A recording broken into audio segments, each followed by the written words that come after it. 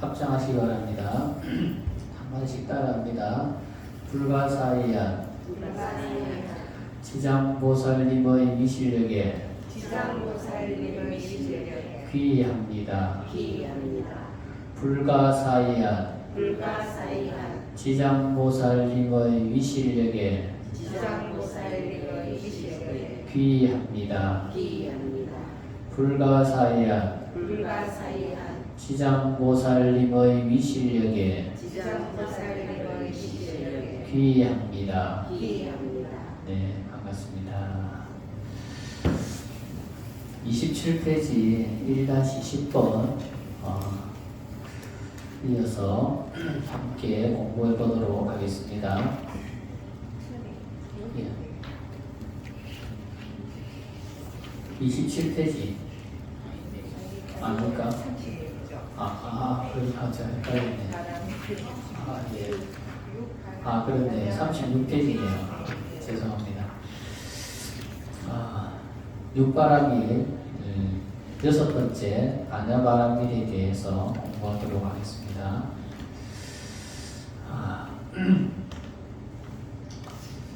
반야바람일을 번역하면 지혜라고 합니다.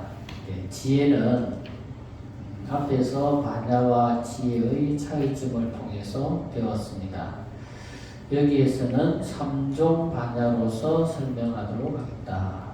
그러니까 반야도 세 가지 종류가 있다는 거예요. 자, 반야는 사람으로 치면 이제 눈에 해당되고, 기타의 5가지 바람일은 손과 발이 되는 것이다. 자, 반야를 마음이라 하면 기타의 다른 것은 몸이 되는 것이다.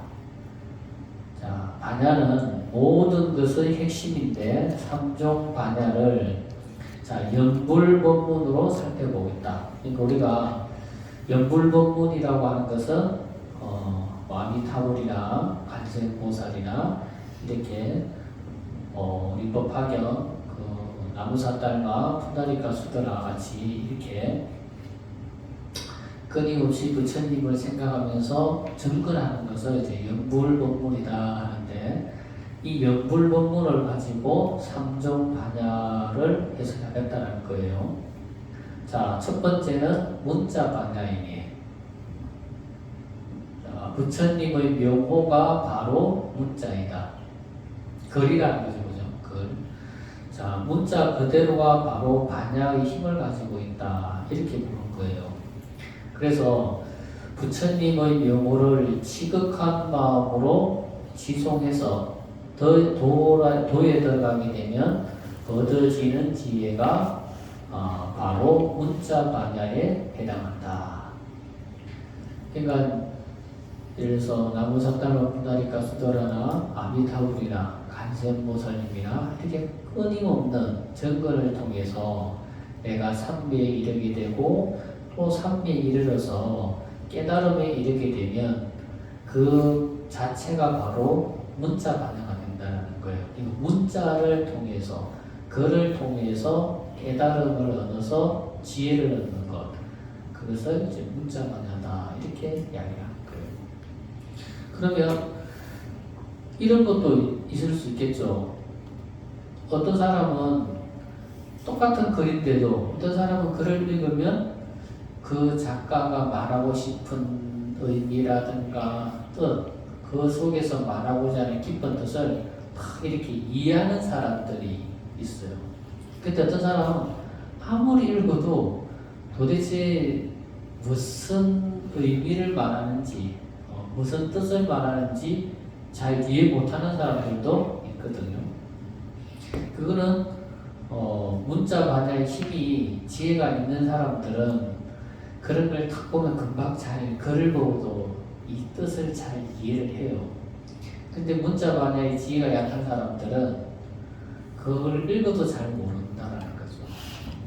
그래서 과거 전생에 우리가 수행했던 공덕이 있으면 그걸 부처님 경전이나 말씀을 딱 내가 기도를 한다거나 경전을 읽는다거나 또 뭐 책을 읽는다거나 읽으면 그 의미를 탁 이해가 탁 되는 거예요. 그게 바로 뭐다? 문자 반야다. 두 번째는 관조반야라는 게 있다는 거죠. 관조반야. 자, 부처님의 명호를 지극한 마음으로 지송해서 마음이 고요해지면 그 고요한 마음을 관해서 얻어지는 지혜가 바로 관조반야에 해당한다. 이거는 부처님을 지극한 마음으로 부처님의 명호를 염하면 우리 마음이 고요해지는 거죠. 그러면 그 고요한 상태에서 자기 마음을 관찰해서 깨달음을 얻는 지혜, 그것을 관조반야다 이렇게 이야기하는 거예요. 그리고 세 번째는 이제 실상반야. 자, 실상반야는 부처님의 명호를 지극한 마음으로 지송해서, 이건 문자반야죠. 그리고 마음이 고요해지면 마음을 관해서 깨달음을 얻는 거, 이거는 관조반야고. 그럼 이 상태에서 한 걸음 더 나아가서 바로 지극한 마음으로 지송하는 부처님과 또 지극한 마음으로 지송하는 나 자신이 둘이 아닌 하나임을 깨닫는 것이 바로 실상반야에 해당한다. 그러니까 바로 아미타불을 염하는 자기 자신이 바로 아미타불임을 깨닫는 것, 이게 바로 실상반야다 이렇게 보는 거예요. 그러니까 문자반야나 관조반야는 책을 연불하는 나가 있고 연불하는 대상이 있죠. 또 관조반야도 뭡니까? 마음을 보는 나가 있고 우리가 봐야 할 대상으로서의 마음이 있잖아요. 그죠? 근데 실상반야는 연불하는 자기 자신이 바로 내가 아미타불이고 바로 연불하는 나와 연불하는 대상으로서의 존재가 두 개가 따로 독립적으로 있지 않다라는 거예요. 우리는 실상반야의 입장에서 우리가 기도도 하고 공부도 하고 수행을 해야 되는 거예요. 그러니까 아미타불을 연불하는 나 자신이 아미타불이라는 것을 깨달아야 되는 거고, 우리가 관세음보살 증거를 하고 관음기도를 하면 관음기도하는 나 자신이 바로 관세음보살님이라고 하는 것을 깨달아야 되는 거예요. 그러니까 관세음보살이 따로 있고 기도하는 내가 따로 있는 것이 아니고, 기도하는 나와 관세음보살님이 바로 하나로서 이렇게 연결되어 있다는 것을 깨달아야 되는 거예요. 그걸 알아야 되는 거예요. 그러니까 우리가 공부를 할 때 문자반야로서도 좋고 관조반야로서도 좋지만 제일 좋은 거는 실상반야가 바로 이루어져야 되는 거예요. 나 따로 있고 부처님 따로 있는 것이 아니고 부처님과 나가 항상 연기적인 관계로 연결되어 있다. 내가 아미타불을 하는 그 순간 내가 바로 아미타불이고, 관세음보살 하는 그 순간 내가 바로 관세음이 되어야 된다는 거죠. 우리가 지장보살 하는 그 순간 내가 바로 지장보살임을 깨달아야 되는 거예요. 그러니까 우리가 지장경을 공부하는 오늘 우리는 이 순간만큼은 지장보살님의 마음으로 우리가 지장경을 공부해야 되는 거예요. 그래야 실상반야에 가까워질 수가 있는 거예요. 자, 언어란 죽어있는 생명체가 아니라 살아있는 생명체와 같아서 시대와 상황에 따라서 어떻게 사용하느냐에 따라서 의미가 바뀌기도 한다. 우리가 사용하는 말 중에 심령공부 도로아미타불이라는 말이 있다. 우리 말 많이 들어봤죠? 심령공부 도로아미타불. 자, 이 말은 바로 10년 동안 아미타불을 칭견하기 위해서 아미타 부처님의 명호를 지송으로 연불하다 깨치고 보니 자신이 바로 아미타불이라는 뜻이다. 우리 모두가 기도와 연불이 바로 지혜 개발의 시작이자 완성임을 깨닫고 일심으로 연불하길 바란다. 그러니까 이 심령공부 도로아미타불은 우리가 원래 알고 있는 뜻은 어떻게 알고 있느냐, 10년 동안 했는데 도로아미타불 됐다. 10년 공부가 도로아미타불 됐다는 말은 뭐냐면 지금 우리 핵제가 사용하고 있는 뜻은 뭐냐? 10년 공부가 헛수고다. 이런 뜻으로 사용하고 있거든요. 그러니까 이 도로라는 말이 중요한 거예요. 도로. 이 도로가 원래는 10년 공부, 10년 동안 뭘 공부했다라는 거예요? 10년 동안 아미타 부처님을 친견하기 위해서 내가 10년 동안 나무아미타불, 나무아미타불, 나무아미타불을 했다라는 거예요. 그게 공부. 그러니까 10년 공부를 하고 보니까 아미타불,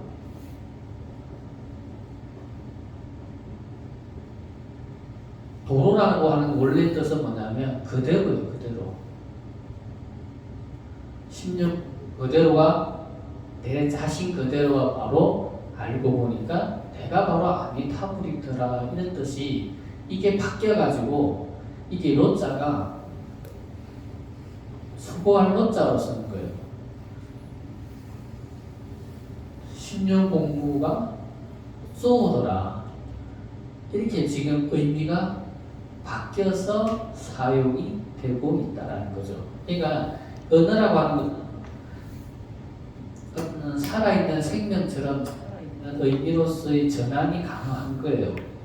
그러니까 원래는 10년 공부가 해보니까 내가 바로 아미타불이다라고 한 뜻이 지금은 10년 공부가 헛수고가 됐다 이런 뜻으로 도라미타불이라는 뜻으로 사용하고 있는데 원래는 그게 아니고 10년 동안 내가 아미타 부처님을 친견하기 위해서 기도를 했는데 기도하고 깨닫고 보니까 내가 바로 아미타불이더라 이런 뜻이에요.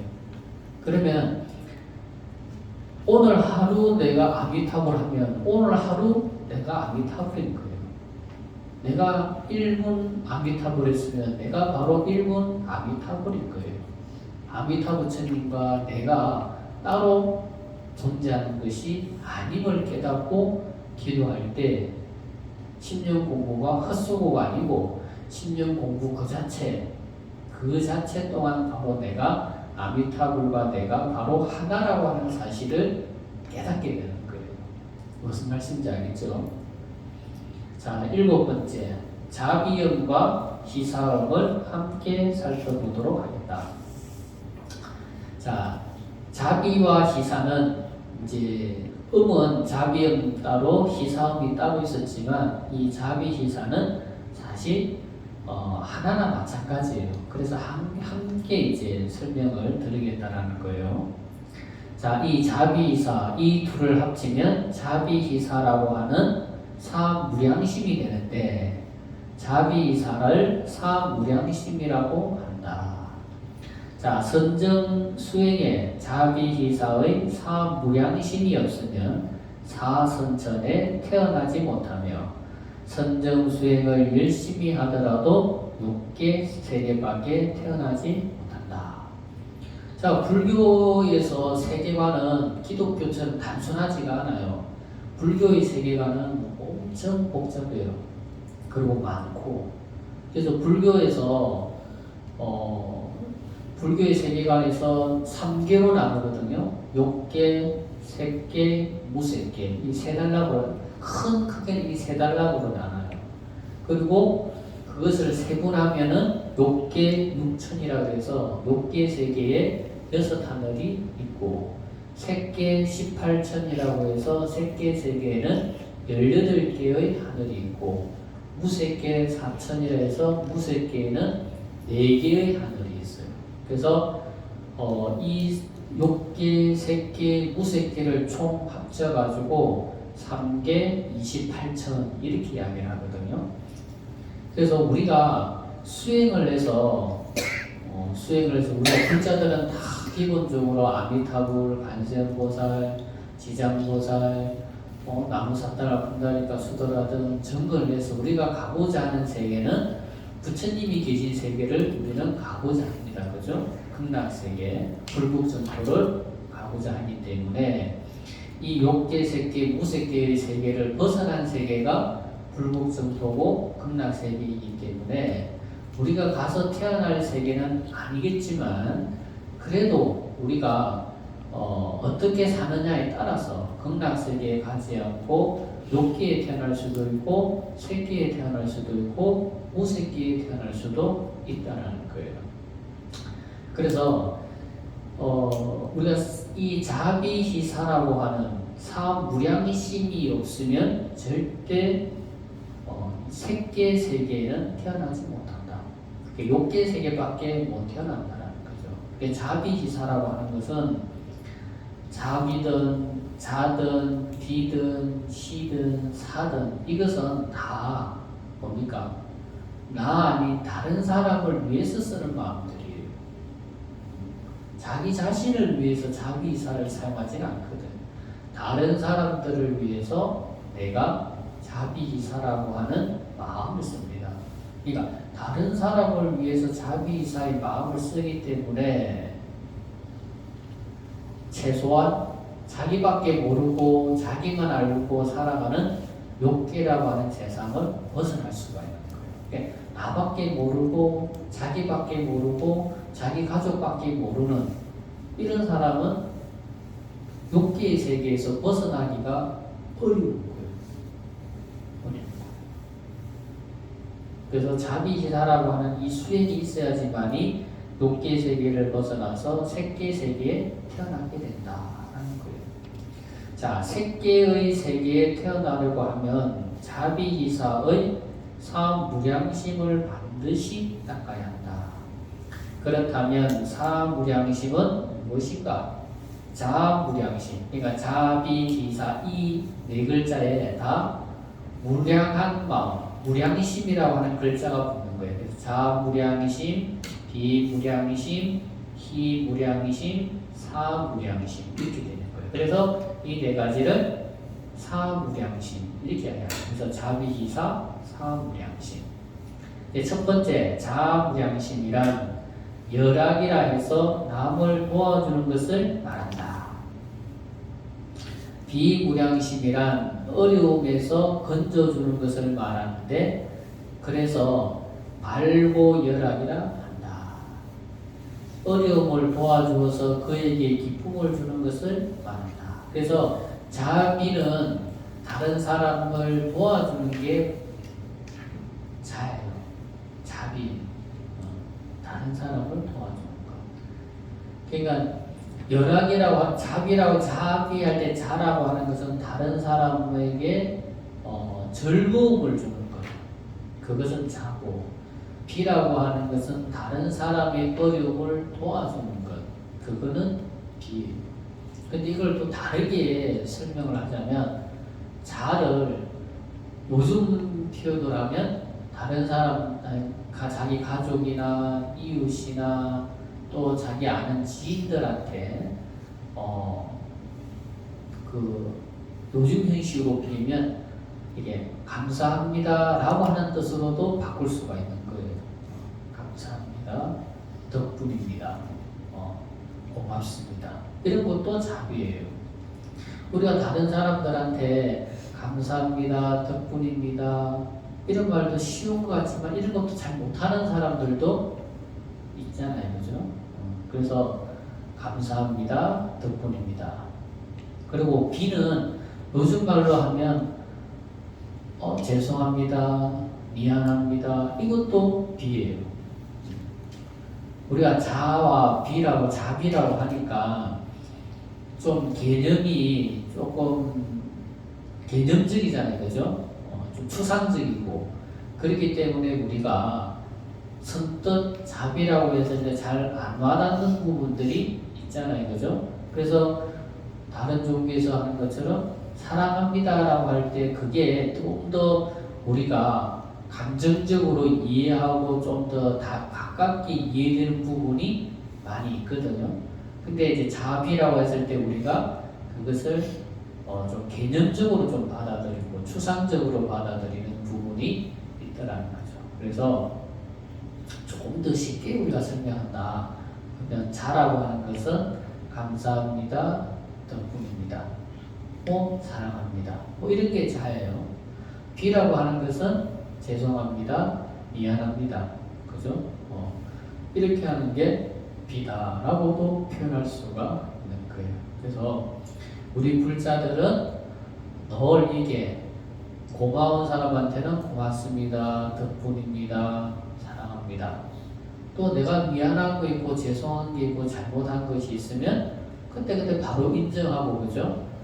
미안합니다, 죄송합니다, 제가 잘못했습니다, 이렇게 하는 거, 그것도 큰 자비 중에 하나다. 이렇게 한번 요즘식으로 의미를 한번 바꿔서 한번 그렇게 설명하는 것도 괜찮지 않을까, 그런 생각이 들어요. 이랬던 저랬던 자비라고 하는 것이 있어야지만이 희라고 하는 것도 가능한 거예요. 자, 희무량심이란 남의 기쁨을 함께 기뻐할 수 있는 마음, 또 다른 표현으로는 남의 슬픔을 함께 슬퍼해 줄 수 있는 마음을 말한다. 이게 희라는 거예요.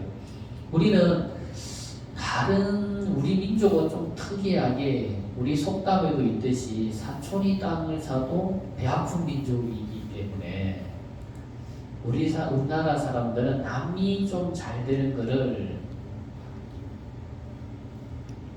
표현도 잘 못하지만 또 말하고 속마음이 또 다른 부분도 좀 있단 말이에요.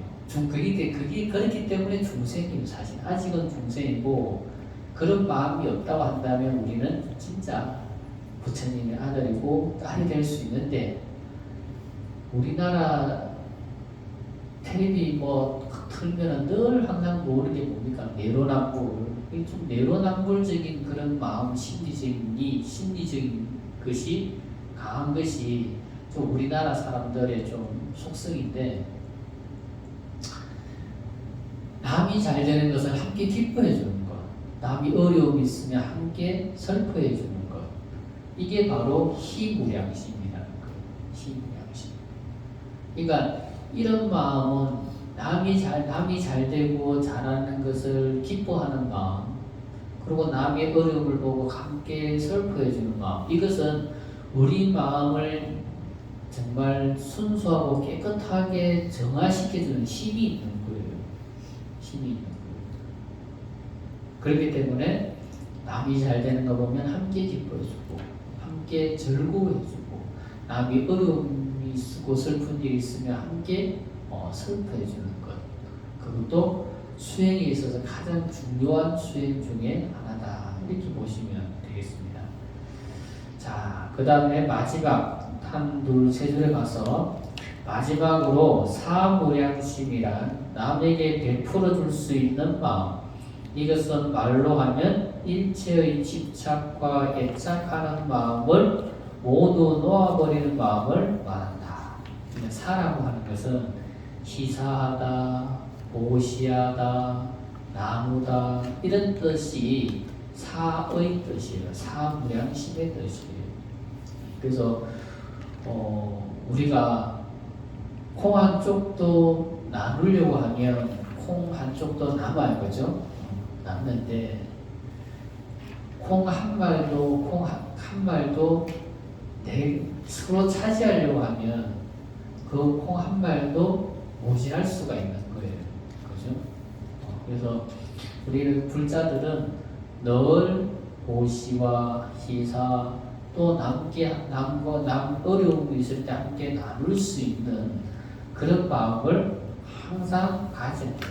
그런 마음이 여러분들의 마음을 깨끗하게 해주고 우리 마음을 청정하게 해줘요. 그러면 여러분들이 기도나 공부나 수행을 하는데 큰 도움을 받는다는 거죠. 나밖에 모르는 마음, 나만 아는 마음, 이런 마음은 우리 마음을 무겁게 만들고 우리 마음을 어둡게 만들고 우리 마음을 자꾸 힘들게 만드는 거예요. 그래서 이 자비희사라고 하는 이 네 가지 마음은 우리가 죽을 때까지 다함 없이 사용해야 되고 우리가 쓰면서 살아야 되는 마음이다. 그래서 무량심이라는 거예요. 자무량심, 비무량심, 희무량심, 사무량심. 그래서 이 네 가지 마음은 우리가 죽을 때까지 우리가 베풀면서 사용하면서 살아야 되는 마음이다. 자, 넘어가서요. 자, 우리가 마지막으로 태어날 이상세계로 극락세계가 있지만 수행을 한 사람만이 태어나는 불생불멸의 윤회가 끊어진 세계가 또한 존재하는데 그 세계에 태어나기 위해서는 항상 사무량심을 닦아야 태어날 수 있다. 그 극락세계 유람기라고 하는 책을 읽어보니까 그 책을 이제 말씀을 하시고 제자들이 그것을 이제 받아 써서 이제 책을 냈는데 그 관정법사의 말씀을 보면 자기의 스승인 허운 스님이라고 하는 분이 계신데 그 중국에 상당히 유명하신 스님이에요. 그 허운 스님은 죽어서 어디에 태어났느냐? 바로 도솔천 내원궁, 저번에 말씀드렸죠. 미륵보살님이 계시는 세계, 도솔천 내원궁에 태어났다라는 거예요. 그게 이제 도솔천 내원궁에 태어난다는 건 뭐냐? 그는 아직도 내가 끊임없는 수행을 위해서 부처님 계시는, 미륵보살님이 계시는 세계에 태어나서 그 세계에서 수행을 닦아서 또 미륵부처님이 하생할 때 또 함께 이 세계에 태어나서 용화세계에서 수행을 해서 깨달음을 얻겠다 하는 이제 세계거든요. 그래서 그 세계는 수행을 더 하고 싶은 사람들은 어디를 가느냐? 바로 도솔천 내원궁 미륵보살님이 계시는 세계에 가고, 나는 더 이상 그렇게 수행을 하기보다는 그냥 부처님이 계시는 불국정토 극락세계에 태어나서 나는 그냥 극락세계에서 수행을 하겠다라고 하는 사람들은 이제 극락세계에 왕생하게 되는 거예요. 그래서 그 책에 보면 재밌는 게 극락세계는 몇 가지로 나누어져 있느냐? 크게는 세 단락. 그 세 단락을 다시 나누면 9단계로 극락세계가 나누어져 있는데, 전에 예전에 한번 설명을 드렸나요? 모르겠는데 방생 갔을 때 한번 말씀드린 것 같아요. 상의 상중하 세 개죠. 중의 상중하 또 세 개, 하의 상중하 이렇게 해서 세 개. 이렇게 하면 9세계가 되잖아요, 그죠? 근데 그 하품 세계에 상중하가 있는데 하품 세계의 상중하 중에 하품 세계는 극락세계는 극락세계고 태어나서 사는 세계도 육고세계인데 그 세계는 사바세계에 살았던 세계가 그 세계에 태어나서도 그 내가 옛날에 살았던 세계를 생각을 하면 똑같이 극락세계에 살면서도 사바세계에 살았던 습관대로 이렇게 산다고 해요. 그러다 다시 정신이 탁 들면 다시 극락세계의 삶을 살고, 또 살다가 내가 옛날에 사바세계에 살던 습관이 남아있으면 그 습관에 망상을 일으키면 또 사바세계에 살았던 것처럼 또 살다가 또 정신을 탁 들면 다시 극락세계의 삶으로 싹 돌아오고 그런다고 해요. 그래서 우리가 수행하는 사람들이 태어나는 도솔천 내원궁도 아주 훌륭하고 좋은 세계지만 바로 부처님이 원력으로 만드는 극락세계에 비견할 수는 없다. 그래서 우리는 욕계, 색계, 무색계가 존재하는 것은 정확하게 알아야 되겠지만 우리가 가서 태어날 세계는 바로 서방 극락세계에 나는 태어나야겠다라고 하는 늘 그 마음은 항상 있어야 되는 거예요. 그래야 여러분들이 다음 세계는 극락세계에 태어날 수가 있게 된다. 그걸 꼭 명심하셔야 됩니다. 자, 8번째, 해탈흑이란 일체의 모든 번뇌에서 벗어난 것을 해탈이라 하는데, 여기에서 해탈을 얻는 방법으로 3해탈을 제시하고 있다. 이 해탈을 세 가지로 제시하고 있다는 거예요. 첫 번째는 공해탈. 일체의 모든 것이 연기즉생임을 관해서 공하다고 관찰한다. 그러니까 우리가 살고 있는 이 세상, 여러분들의 눈에 보이는 이 세상은 연기적인 세상이에요. 연기적인 세상. 이 연기적으로 만들어진 이 세상은 바로 그 자체가 바로 공이라고 하는 사실을 깨달아야 된다. 자, 우리가 이 볼펜이 있지 않습니까? 이 볼펜이 본래부터 있는 게 아니에요. 그죠? 이 볼펜은 어떤 사람이 생각을 해서 도안을 해서 여러 가지 기술이 집약이 되고 여러 가지 물질들의 조합으로서 이것이 만들어진 거예요. 그죠? 그럼 이것을 다 분해하면 어떻게 됩니까? 본래 공으로 돌아가는 거죠. 그죠? 그래서 우리 눈에 보이는 이 모든 것은 본래부터 있던 것이 아니고 여러 가지 연기적인 조건의 조합에 의해서 만들어진 거예요.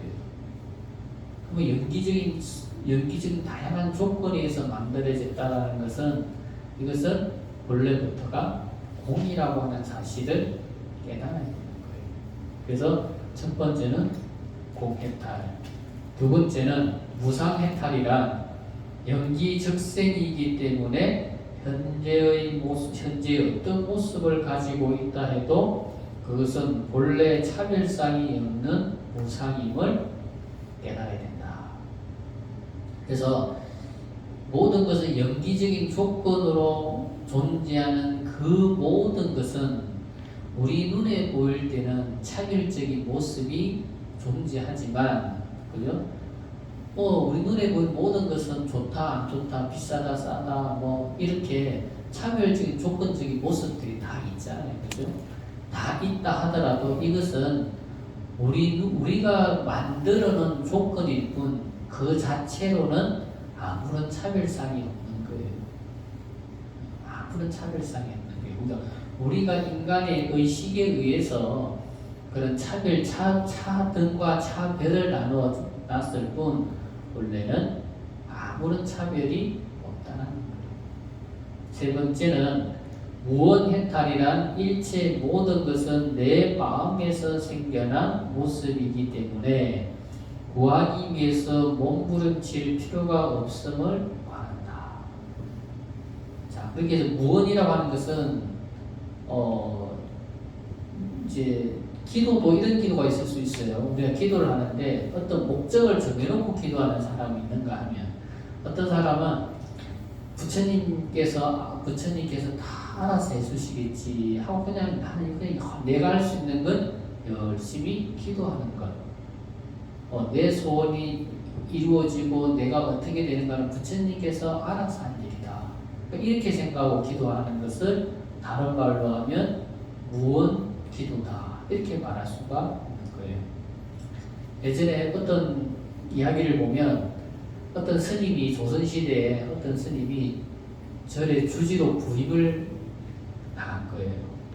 근데 조선시대는 사대주의가 이제 주 사상이고 그리고 승유 uk불 시대이기 때문에 모든 사찰들이 피폐하고 어려웠거든요. 절에 스님이 주지를 나갔는데 절이 너무 형편이 없는 거예요. 너무 엉망이고 그리고 해야 될 일은 또 너무 많고 그러니까 그 스님이 그랬대요. 내가 할 것은 기도요. 내가 할 것은 기도요. 불사는 부처님께서 알아서 하십시오. 불사는 부처님께서 알아서 하시고 저는 기도만 하겠습니다. 그렇게 하고 기도했다는 이야기가 있어요. 그랬듯이 내가 할 거는 기도요. 내 원에 대해서는 부처님한테 맡기는 거지. 그것보다 무언 기도다. 내가 바라는 것이 아니고 내가 할 일을 할 뿐 내 기도에 대한 응답이 A가 될지 B가 될지 C가 될지는 부처님한테 맡긴다는 거죠. 그래서 그렇게 기도하는 기도를 이해하기 쉽게 말해서 무언기도다 이렇게 말할 수가 있다는 거죠. 자, 9번째 무루란 모든 번뇌를 소멸한 상태를 말하는데 무루란 모든 번뇌가 다 했다라는 말이 대변하듯 부처님의 설법을 듣는 순간 모든 번뇌가 사라지고 보리심이 생기는 것을 말한다. 이거 부처님 말씀 무루음을 탁 들으면 그 듣는 순간 우리 모든 번뇌가 다 사라진다. 자, 10번째 지혜음과 11번째 대지혜음을 이제 함께 설명하겠습니다. 지혜와 대지혜로 구분이 되는데 여기에서 지혜란 소지혜라고 볼 수 있다. 그러니까 지혜하면 이것은 소지혜, 대지혜하면 이것은 큰 지혜 이렇게 말할 수가 있다는 거죠. 그러면 소지혜란 바로 부처님께서 방편으로서 하신 가르침을 말하고 대지혜란 부처님의 속마음을 있는 그대로 설하신 법문을 말한다. 그러니까 소지혜, 대지혜. 자, 우리 법화경을 가지고 이야기하면 법화경 가르침 외에 금강경이나 지장경이나 뭐 이런 경전은 소지혜, 법화경만이 대지혜 이렇게 이야기할 수가 있다는 거예요. 자, 12번째 사자후원, 13번째 대사자후원 이제 두 개를 합쳐서 설명을 하도록 하겠습니다. 자, 이것은 부처님의 음성을 사자후라고 한다. 부처님의 법문을 사자후라고 이야기한다는 거예요. 자, 사자의 울음에 부처님 말씀을 사자의 울음에 비유했다. 부처님의 설법을 사자후라고 한 것은 네 가지의 이익이 있기 때문에 사자후에다가 비유한 것이다. 첫 번째, 부처님의 사자후를 듣는 순간 두렵지만 뒤에는 크나큰 이익이 따른다. 부처님의 사자후를 들으면 처음엔 놀랄 수 있고 어리둥절할 수 있고 의심이 들 수도 있지만 그래도 그 부처님의 말씀을 듣고 잘 이해하면은 크나큰 이익이 따르게 된다는 거예요. 두 번째, 사자후를 들으면 모두가 두려워한다. 하지만 헛된 욕망을 멀리한 자는 두려워하지 않는다. 그러니까 부처님 말씀을 듣고 부처님 말씀에 욕망이 있는 자는 두려워하지만 욕망이 없는 자는 부처님 말씀을 듣고 더욱 기뻐한다. 자, 우리가 욕심을 버려라, 욕망을 버려라, 집착을 버려라 이렇게 하면 욕망이 있는 사람들이 싫어하죠. 나는 더 벌어야 되고 더 움켜잡아야 되고 더 쌓아 올려야 되고 더 집착을 해야 되는데 부처님께서 헛된 욕망과 욕심, 근심과 집착 이런 것을 다 버리라고 하라는 적에 그 반대적인 사람은 싫어하겠지만 그것을 받아들이는 사람한테는 뭡니까? 큰 기쁨과 환희심이 따르게 되는 거예요. 두려움이 생기지 않는다는 거죠. 부처님 말씀에 대해서. 자, 세 번째, 사자후를 들으면 착한 사람이나 착하지 않은 사람도 두려워하지만 오직 착한 사람만이 더 두려워한다. 이 말은 무슨 말일까요? 착한 사람이 더 두려워한다는 것은 부처님의 말씀을 가지고 거울처럼 생각하고 부처님의 말씀을 가지고 자기 자신을 살피는 거울처럼 보기 때문에 내가 말하고 행동하는 거 하나하나를 뭡니까? 조심스럽게 말하고 조심스럽게 행동하고 생각 하나도 흐트러지지 않게 내가 잘 마음을 관리한다는 거예요. 그런 뜻에서 말하는 거예요. 네 번째, 처음 부처님의 사자후를 들으면 무서워하지만 나중에는 기쁨을 얻게 된다. 그러니까 이렇게 생각하시면 돼요. 내가 저기 사막 저기 뭡니까 갑자기 이 널허 벌판에서 사자를 만났는데 사자가 하면 두렵잖아요. 그죠? 처음엔 두렵지 않습니까? 그죠? 그렇듯이 부처님 말씀이 그와 같다는 거예요. 처음에는 두려움과 의심을 일으키지만 부처님 말씀을 받아들이고 이해하면 그 뒤에는 두려움도 사라지고 더 큰 기쁨과 이익이 나온다는 거예요. 이거는 왜 그러겠어요? 우리 중생들이 생각하고 말하고 행동하는 방식과 부처님의 생각과 부처님 말씀과 부처님의 행동이 우리가 중생들이 살아가는 삶의 방식과 상반되기 때문에 그런 거예요. 상반되기 때문에. 부처님이 생각하고 말씀하시고 행동하는 게 우리 중생들이 살아가는 것처럼 말하고 살아가는 것처럼 생각하고 중생들이 살아가는 것처럼 행동하신다면 부처님과 우리가 별반 다를 게 없으면 우리가 부처님을 두려워하거나 무서워하거나 존경할 필요가 없죠. 그런데 부처님의 생각, 부처님 하시는 말씀, 부처님이 우리에게 보여주신 어떤 행동들, 그거 하나하나 모두가 우리의 삶과는 정반대의 삶이 있기 때문에, 그렇기 때문에 욕망이 있는 자는 두려워하게 되는 거예요. 욕망이 없는 자는 기뻐하게 되는 거예요. 그렇기 때문에 부처님의 말씀을 사자후에 비유했다, 이렇게 생각하시면 되겠어요. 14번째, 운대음, 대운대음.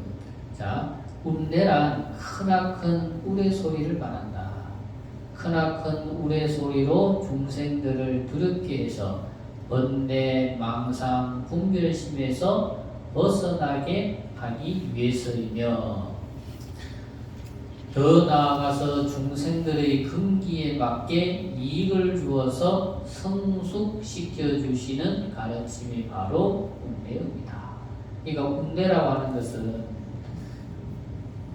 우리 우레소리인데, 옛날에 여름에 보면 소나기 칠 때 보면 구름 하고 이렇게 번개 소리가 먼저 나고 난 다음에 시원한 빌줄기가 쫙 내리잖아요. 그럼 그 더운 여름에 그 시원한 빗줄기는 얼마나 고맙고 감사합니까? 그죠? 그렇기 때문에 구름 우레 소리가 나고 부처님의 감독이가 내리기 때문에 부처님의 말씀을 우레 소리에 비유한 거예요. 우레 소리는 쾅 하면 아무리 멀리 있다 하더라도 그 소리는 다 들리거든요. 모든 중생들이 다 알아들을 수 있게 법문하시기 때문에 부처님 말씀을 우레에다 비유했고, 그 우레 소리가 끝나고 난 동시에 시원한 감도비가 내려서 우리 중생들을 이익되게 해주시기 때문에 우레에다가 비유한 거예요. 우리 법화경 약초역품에 보면 비로서 부처님 말씀을 비에다가 비유해서 부처님께서 말씀하고 계시잖아요. 그죠? 그래서 그 비가 하늘에서 내려서 각자 산천 초목에 있는 모든 나무와 풀마다 그 근기에 맞춰서 그 근기에 맞는 이익을 준다 라고 하는 게 약초유품에서 말씀하시는 비유거든요. 부처님의 말씀은 모든 중생들에게 이로운 감독비와 같다, 이렇게 보시면 되겠어요. 자, 1-14번. 자, 철종과 팔부 대중들이 도리천궁의 법회에 와서 모이니, 먼저 철룡의 무리들이 법회에 와서 모이다. 그래서 철룡팔부, 철룡팔부라고 하면 하늘 세계에 있는 모든 중생들을 통칭하면 철룡팔부가 되는 거예요. 자, 본문 한번 읽어보겠습니다. 이와 같이 말로 설명할 수 없고 말로 설명할 수도 없는 음성으로 참탄하시었다. 그러자 사바세계와 타방국토에 있는 한량없는 철룡과 귀신들이 또한 도리천궁에 모여 들었으니, 사천왕천, 도리천, 수연마천, 도솔타천, 화락천, 타화자재천. 자, 여기 차 한번 끌어. 여기까지가 높게 6천이에요.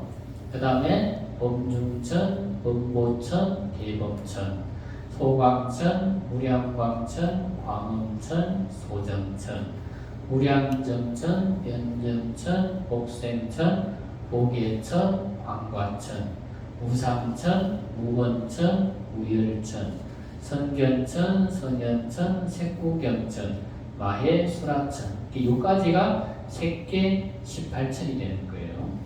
그래서 비롯하여 비상, 비비, 상처천, 이게 이제 아까 말한 무색계 4천. 그래서 모든 하늘의 무리와 용의 무리와 귀신의 무리들이 모두 법계에 모여들었습니다. 그러니까 이 시방 세계에 있는 모든 하늘 사람이라고 하는 하늘 사람들은 모두가 다 이 지장경을 설하는 도리천궁의 법계에 다 모여들었더라는 거예요. 이 우리 앞에 보면 인따까와 앙꾸라라고 하는 천인이 있었잖아요, 그죠? 인따까는 배와 교도였고, 앙꾸라라고 하는 사람은 부처님의 제자인 아누루타에게 공양을 올렸던 사람이에요. 저는 이게 한번 헷갈리더라고요. 앙꾸라하고 인따까하고. 그 이야기에 보면 부처님께서 도리천궁에 탁 가셔가지고 이제 법문을 딱 쓰려고 하니까 하늘 사람들이 다 모여들었다고 했잖아요. 근데 이제 배와 교도의 인따까라고 하는 사람이 제일 먼저 부처님 계신 자리 앞에 딱 왔대요. 이렇게 제일 부처님 제일 가까운 자리에서 부처님을 바라보면서 부처님한테 법문을 듣기 위해서 제일 먼저 와서 제일 앞에 앉았대요. 그런데 조금 있으니까 하늘에 있는 사람들이 다 부처님이 이 천상세계에 오셨다더라. 그러니까 다 부처님을 칭견하고 부처님으로부터 법문을 듣기 위해서 막 모여들잖아요. 그죠? 막 모여드는데 조금 시간이 지나니까 그 인따까라고 하는 사람이 처음엔 제일 맨 앞에 앉았는데 조금 지나니까 이 사람이 부처님이 보이지도 않을 만큼의 제일 뒤에 제일 끝에 앉았더라는 거예요. 그 왜 그럴까요? 이 사람이 제일 먼저 와서 제일 부처님을 칭견하고 제일 먼저 부처님을 칭견하기 위해서 제일 먼저 와서 앞에 앉았는데 시간이 지나니까 부처님이 보이지 않을 정도 먼 거리에 앉았더라는 거죠. 그거는 천상세계는 복이 적은 사람이 복 있는 사람을 앞설 수가 없대요. 그러니까 자기보다 복이 많은 사람들이 오니까 자기가 자기 자리에 계속 밀려가는 거예요. 자기보다 복이 많은 사람이 오니까. 자기보다 복이 적은 사람들이 오면 자기가 앞으로 가는데 자기보다 복이 많은 사람들이 오면 자꾸 이렇게 자기도 모르게 자꾸 뒤로 밀려가는 거예요. 그래서 이 인따까라고 하는 사람이 제일 뒤에 앉게 되었다라고 하는 이야기가 있어요. 그래서 이 세계, 천상 세계는 가장 무엇이 중요하고 가장 무엇이 우선이 되느냐? 복덕과 지혜라고 하는 것이 가장 우선이 된다. 그러니까 복덕과 지혜가 가장 큰 사람이 가장 부처님에게 가까운 자리에 앉게 되더라는 거죠. 재밌죠? 자, 그래서 이제 이 3기 28천의 세계 이름이 다 여기 나왔거든요. 그래서 이제 이 하늘 세계를 우리가 한번 이제 공부를 해봐야 돼요. 자, 여기서부터는 불교의 세계관을 엿볼 수가 있다. 불교의 세계관을 한번 살펴보도록 하겠다. 자, 화엄경의 화장세계품에서는 20층의 화장세계를 설명하고 있다. 이거 부처님 세계가 계단 이제 아파트로 치면 한 20층 정도 되는 아파트처럼 이게 탁 되어 있다는 거예요. 자, 첫 번째 맨 밑에 1층 세계죠. 1층 첫 번째 세계의 이름은 채성광 변조 세계이고 그 세계의 부처님의 이름은 정한, 니구등이시다. 그러니까 정한, 니구등 부처님이 그 세계의 주인이라는 거예요. 두 번째 세계는 종종, 향, 연화, 묘장은 세계. 그리고 그 부처님의 주인은 누구냐? 사자, 광성조 부처님. 그리고 세 번째는 일체 보장음 보조광 세계. 그리고 그 세계의 주인은 정광 지성당 부처님. 네 번째 세계는 종종 광명 화장음 세계이고, 그리고 그 세계 부처님은 금광 광명 무량 정진력 선출현 부처님이시더라. 자, 다섯 번째 세계의 이름은 오방 묘화광 세계이고, 부처님의 명호는 향광 시력현 부처님이시더라. 자, 여섯 번째의 세계는 정묘 광명 세계이고, 그리고 그 세계의 부처님의 이름은 보광 자재당 부처님이시더라. 자, 일곱 번째의 세계의 이름은 중화 영장음 세계이고, 그 부처님의 세계의 이름은 환희해 공덕 명칭 자재광 부처님이시더라. 자, 여덟 번째 세계는 출생 미력 지 세계이고, 부처님의 명호는 광대 명칭 지혜당 부처님이시다. 아홉 번째 세계는 출묘성 세계이고, 그 부처님의 이름은 청정 월광명 상무능 채복이시다. 자, 열 번째 세계 이름은 금강당 세계이고, 또 부처님의 이름은 일체 법회 최성왕 부처님이시다.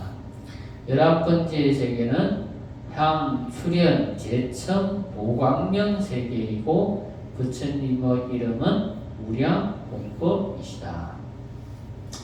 12번째의 세계 이름은 광명 조요 세계이고, 부처님의 명호는 초석본이시다. 13번째 세계 이름은 우리가 살고 있는 사바세계이고, 부처님의 명호는 비로자나 열의 세존이시다. 그러니까 우리가 살고 있는 세계는 몇 번째다? 13번째 세계예요. 그 이 13번째 세계의 주인은 바로 비로자나 열이고, 우리 법계사 주불이신 비로자나 부처님이 이 사바세계의 주불이라는 거예요. 주존이라는 거예요. 그러니까 이 사바세계의 주불은 비로자나 부처님인데, 이 비로자나 부처님이 모습으로 나타난 게 뭐다? 서가모니라는 거예요. 모습으로 나타난 게. 자, 14번째 세계 이름은 적정리진광 세계이고, 부처님의 명호는 병법계 성음이시다. 15번째 세계 이름은 중묘광명등 세계이고, 부처님의 세계는 불과 채공력 보조당이시다. 16번째 세계는 이름은 청정광변조 세계이고, 부처님의 명호는 청정목공덕안이시다. 17번째 세계 이름은 오장음 세계이고, 부처님의 명호는 우에 지광명 견조시방이시다. 18번째 세계 이름은 니진 세계이고, 부처님의 명호는 무량 방편 재성당이시다. 19번째 세계 이름은 청정광 보조 세계이고, 부처님의 명호는 보조 법계 허공이시다. 20번째 세계 이름은 요보영 세계이고, 부처님의 명호는 복덕상 광명이시다.